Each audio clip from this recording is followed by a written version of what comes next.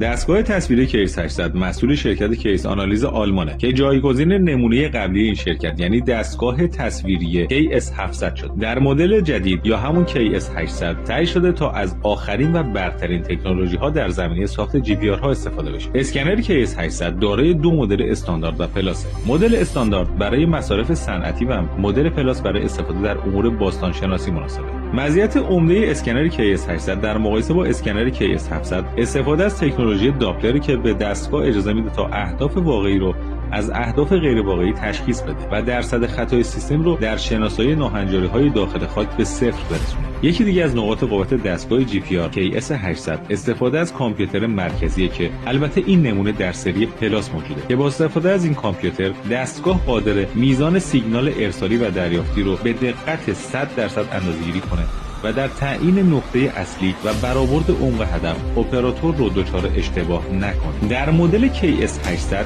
استاندارد عمق تقریبا برابر با KS 700 در حالی که در تلویزیون KS 800 پلاس عمق تا 80 متر افزایش یافت. اگه میخواید با سیستم های برند جهانی آشنا بشید همین حالا شرکت پایدار معدن رو فالو کنید.